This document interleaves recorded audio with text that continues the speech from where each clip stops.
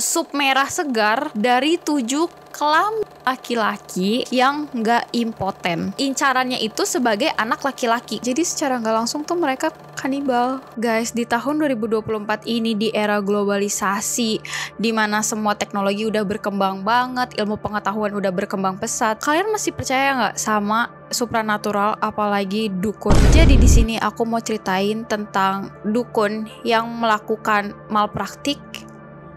Pokoknya dukun gak jelas deh, dukun gadungan. Tapi sebelum mulai ke videonya, jangan lupa like, komen, dan subscribe. Langsung aja ke ceritanya.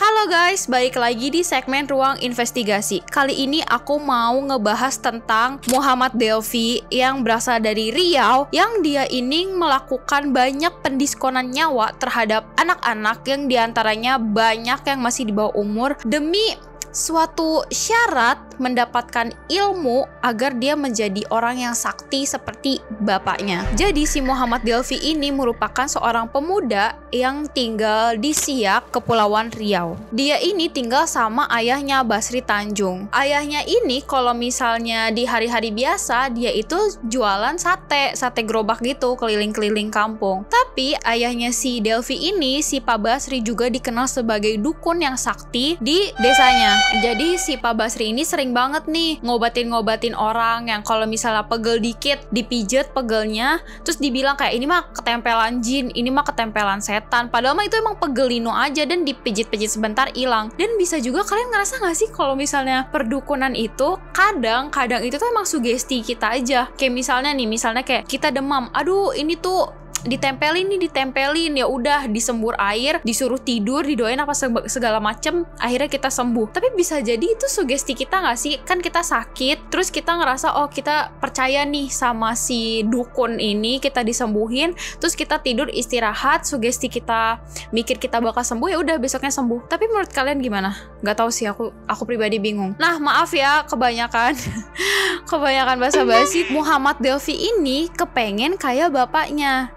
Dia ngelihat bapaknya tuh kayak anjir keren banget nih, bokap gue dipandang sama orang-orang sebagai orang yang sakti. Biasa kan kalau anak laki-laki acuannya ayahnya kan, dia ngelihat bapaknya disanjung sama orang-orang desa, dia kepengen nih buat jadi orang yang sakti juga. Sebelum kepengen jadi dukun kayak ayahnya, keseharian si Delfi ini biasa aja. Dia ngebantu ayahnya jualan sate, atau kadang dia kerja apa aja deh, serabutan. Sampai-sampai kadang dia juga jadi kuli, kadang dia ngerjain apa yang dibutuhin sama tetangga-tetangganya. Pokoknya apa aja deh dikerjain sama si Delfi ini. Terus dia diterima sebagai karyawan di tempat isi ulang air galon gitu. Terus dia nikah sama si Dita. Dita ini juga seumuran sama dia, masih 19 tahun juga. Tapi sayangnya pernikahan ini tuh nggak berlangsung lama, cuma selama 8 bulan aja. Kemudian mereka tuh cerai dan mereka belum punya anak pada saat itu. Nah balik lagi, mungkin dia ngerasa dia cerai sama istrinya, dia ngerasa apa ya, kayak apakah gua kurang berkarisma atau si Delfi ini kurang mantap di ranjang, gak tahu juga. Tapi dia pengen kayak ayahnya. Terus ayahnya bilang, kalau kamu pengen sakti kayak ayah, kamu harus minum sup merah segar dari 7 kelamin laki-laki yang gak impoten. Pak Basri ini ya udah dengan santainya kayak, oh kamu mau sakti kayak ayah, ya udah gampang, kamu minum aja sup segar dari alat pisang laki-laki yang gak impoten. Dijamin kamu bakal sakti, kuat, dan perkasa. Begitu. Delfi yang mungkin karena entah lingkungan atau sekolahnya kurang pinter, percaya aja sama apa kata bapaknya. Tapi mungkin dia juga ngeliat bapaknya sakti kali, jadi dia percaya aja. Langsung nih si Delfi ini langsung menargetkan incarannya itu sebagai anak laki-laki. Kenapa anak laki-laki? Karena anak-anak kan mudah dibohongi ya, mudah dimanipulasi, jadi mungkin gampang ngejebaknya. Dan syaratnya itu kan minum darah segar dari pisangnya laki-laki yang gak impoten. Jadi si Delfi ini tuh harus tahu kalau si pisang anak laki-laki ini tuh bisa berdiri tegak, nggak loyo.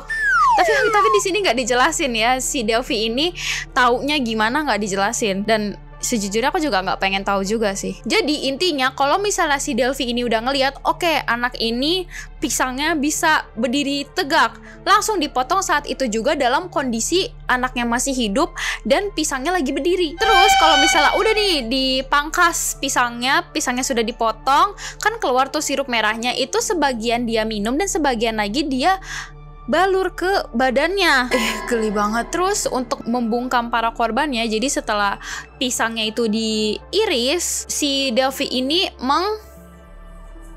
leher para korbannya. Jadi korbannya itu bukan dibungkam tapi didiskon nyawanya. Jadi di sini aku mau kasih inisial dan kronologi singkatnya tentang korban-korban yang sudah didiskon nyawanya sama si Delvi. Untuk menghormati para korban di sini semuanya aku kasih inisial aja. Yang pertama ada FE. Umurnya masih 5 tahun. FE ini yang masih berusia 5 tahun guys, bayangin masih 5 tahun. Dia itu didiskon nyawanya dan dipotong pisangnya dan ditemukan pada tanggal 10 Agustus tahun 2014. Mayatnya ditutupi sama jaketnya si Delvi.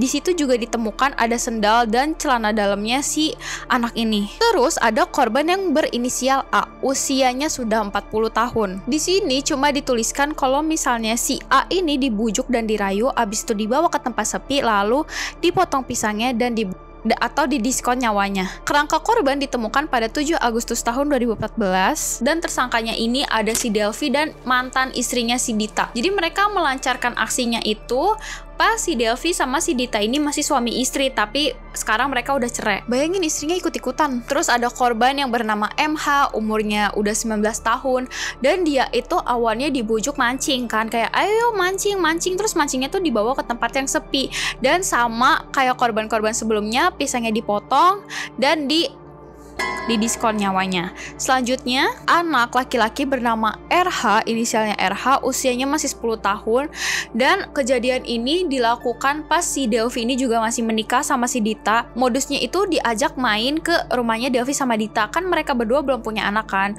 Jadi dibujuk tuh sama si Delvi kayak ayo main ke rumah yuk. Si Delvi ini malah ngajak si RH ke TPU atau tempat pemakaman umum dan di situ si Delvi melancarkan aksinya. Selanjutnya ada MA. Si MA ini modusnya sama kayak yang inisial tadi, si MH. Sama-sama awalnya diajak mancing. Tapi si MA ini selain diajak mancing juga diajak berenang di sungai. Bukannya berenang dan memancing, pisangnya malah dipotong dan didiskon nyawanya oleh si Delvi. Korban ke-6 ada inisial MG, umurnya masih 8 tahun dan yang lebih sedihnya lagi, korban kali ini itu dibujuk mau dikasih jajan, mau dibeliin kerupuk guys. Bayangin anak sepolos itu kayak ayo sini mau dibeliin kerupuk nggak.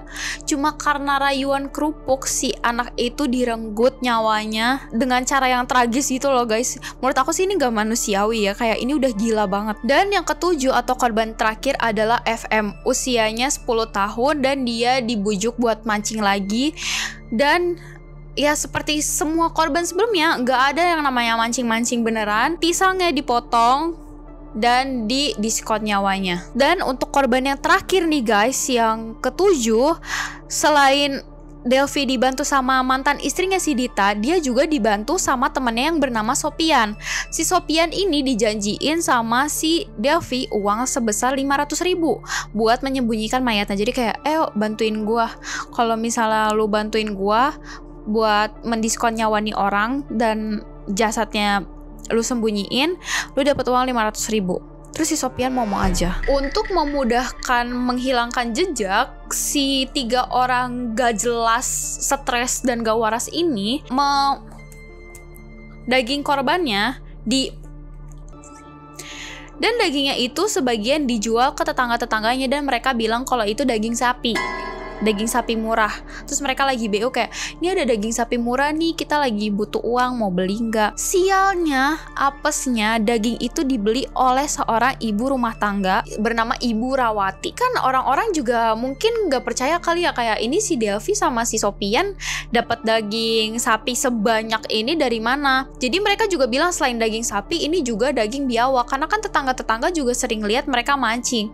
Kalian inget kan beberapa korban juga dibujuk kalau misalnya mau diajak berenang dan mancing. Jadi tetangga-tetangga tuh biar nggak curiga, oh kan si Delvi suka mancing nih, suka ke daerah sungai, mungkin beneran daging biawak kali. Nah akhirnya si Delvi sama Sopian ini datang ke sebuah warung tuak yang pemiliknya itu bernama Ibu Rawati. Dibelilah sama Ibu Rawati daging itu. Kan dagingnya disimpan di plastik hitam kan, ya udah si ibu ini beli seharga 30.000.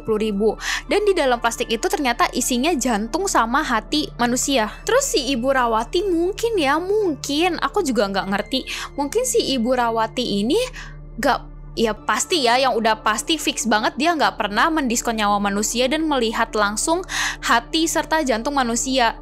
Tapi mungkin dia juga nggak bisa bedain itu hati sama jantung sapi. Jadi dia dibikin rendang, dimakanlah sama suaminya. Cuma 2 kali makan doang itu daging sama hati ludes. Mungkin si Ibu Rawati juga jago kali ya masaknya, doyan suaminya. Jadi secara nggak langsung tuh mereka kanibal. Seminggu guys, seminggu setelahnya, seminggu jantung dan hati itu mereka makan dan mungkin sudah menjadi feses, mereka baru tahu kalau itu punya manusia. Mereka langsung dong muntah-muntah, kan pasti pas setelah kejadian itu ketahuan sama polisi, rame dong. Delvi, Sofian sama si Dita ini juga pasti kasih kronologi ya kan. Jadi semua desa itu tuh baru tahu tentang kejadian itu seminggu setelahnya, dan si Ibu Rawati sama suaminya juga baru tahu kayak anjir, jadi gue makan hati dan jantung manusia. Buat kalian yang pengen tahu kok bisa kasusnya ini terbongkar, jadi ditemukan tengkorak milik FM pada 23 Juli tahun 2014 dan ada saksi mata seorang anak kecil, dia itu ngeliat kalau si FM itu terakhir kali kelihatan dibawa sama si Delvi. Jadi mungkin anak kecil ini kayak kepikiran ya kayak si FM gak pulang-pulang, dia terakhir kelihatan dibawa pergi nih sama si Delvi, mungkin dia kayak ngeganjel kali ya. Terus akhirnya diaduin ke orang tuanya, terus kebetulan juga ketemulah tengkoraknya, mungkin kayak gitu kali ya guys ya. Terus kalian tahu nggak yang lebih gongnya lagi apa? Ternyata sebenarnya syaratnya itu tuh 9 pisang yang masih bisa berdiri tegak. Tapi Delvi ini sudah ketahuan pada korban ke-7. Aku nggak tahu kayak harus bilang bersyukur atau enggak, karena tetap aja walaupun nggak sampai 9 orang, ada 7 nyawa yang melayang gara-gara hal gila gak masuk akal ini. Long story short, akhirnya pada Agustus tahun 2014, Delvi, Sopian, Dita, dan juga ada temennya lagi satu namanya Diki itu ditangkap sama kepolisian dan sempet diamuk sama massa, dan mereka itu divonis hukuman penjara seumur hidup. Sebenarnya keluarganya itu tuh bener-bener puas, kayak ngerasa adil, oke lah seumur hidup atau hukuman mati. Tapi yang bikin gak masuk akalnya lagi, mereka bisa-bisanya mau ngajuin banding. Oke guys, itu dia kasus hari ini untuk Ruang Investigasi. Kalau kalian suka sama videonya, jangan lupa like, komen, dan subscribe. Kalian bisa banget request komen di bawah mau aku bawain tentang kasus apa, dan aku pengen minta sama kalian buat jangan terlalu percaya sama perdukunan atau hal-hal supranatural. Aku mengakui, aku percaya juga kalau misalnya di kehidupan kita itu pasti ada kehidupan lain yang hidup bersebelahan sama kita, tapi menurut aku kalian jangan terlalu percaya sama orang. Bye.